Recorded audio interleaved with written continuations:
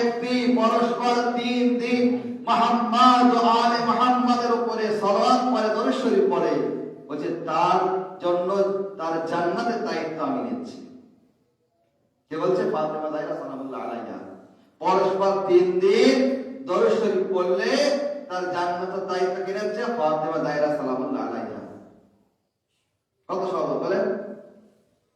কিন্তু শর্ত শুরুতুহা, এর শর্ত আছে। যে জবান দিয়ে দরুদ বা সালাওয়াত পড়া হবে, সেই জবান দিয়ে যেন কখনো কারোর গীবাত না করা হয়, পরনিন্দা না করা হয়, পর সমালোচনা না করা হয়, গীবাত না করা হয়। 1 নাম্বার 2, সেই জবান দ্বারা যেন মিথ্যা কথা না বলা হয়।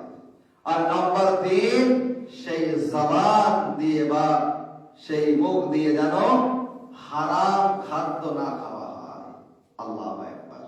তারপরে বিবি জাহরা তার দায়িত্ব নিচ্ছে, যদি পরস্পর 3 দিন দরুদ শরীফ পড়ে মুহাম্মদ ওয়া আলে মুহাম্মাদের উপরে, তার জান্নাতের দায়িত্ব কে নিচ্ছে? ফাতেমা জাহরা সালামুল্লাহ আলাইহা। আর মুহাম্মদ ওয়া আলে মুহাম্মাদ সাল্লাল্লাহু আলাইহি ওয়াসাল্লাম।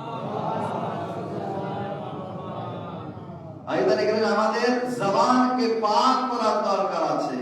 দেখুন, আমল করা অনেক সহজ, একটি কথা বারবার বলি আমি, আমল করা অনেক সহজ, কিন্তু নিজের আমলকে বাঁচানো অনেক কঠিন, অনেক বড় কষ্টকর। অনেক মানুষ নামাজ পড়ে, রোজা রাখে, হজ করে আসে, জিয়ারত করে আসে, তাই তো, কিন্তু আমলকে বাঁচানো অনেক কষ্টকর। হাসরের ময়দানে এমন হবে, বলছে কারোর আমলনামা যখন হাতে পাবে, হাতে পাওয়ার পরে কেউ কেউ অবাক হবে, আবার কেউ কেউ কি করবে? চিন্তায় পড়ে যাবে। কেমন?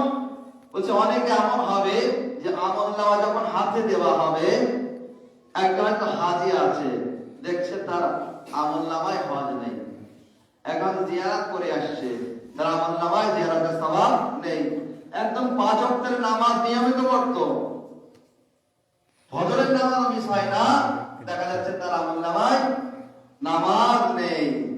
আবার দেখা যাচ্ছে কারোর হাতে আমলনামা দেওয়া হলো, সেদিকে অবাক হয়ে যাচ্ছে, আমি তো হজ করিনি, আমার আমলনামায় হজ কিভাবে আসলো? আমি তো জিয়ারত করিনি, আমার আমলনামায় জিয়ারতের সওয়াব কিভাবে আসলো? বুঝতে পারছেন? এমন অবাক হয়ে যাবে। কেন? বলছে এই কারণে, যখন কোনো বান্দা, যখন কোনো ব্যক্তি কোন ভাইয়ের যখন গীবাত করে, কোন মুসলমান ভাইয়ের যখন গীবাত করে, তো বলছে তার যে ভালো আমলগুলি আছে, তার যার গীবাত করছে সে, তার আমলনামায় চলে যায়। আর যে খারাপ কাজের যারা সমালোচনা করছে, বলছে তার সেই খারাপ কাজ এবং আরো যত গুনাহ আছে, সেই আমলগুলি তার খাতায় চলে আসে। এটা হচ্ছে সামনের জিনিস। বুঝতে পারছেন ক্ষতি কেমন? আর আখিরাতে তো শাস্তি আলাদা আছে।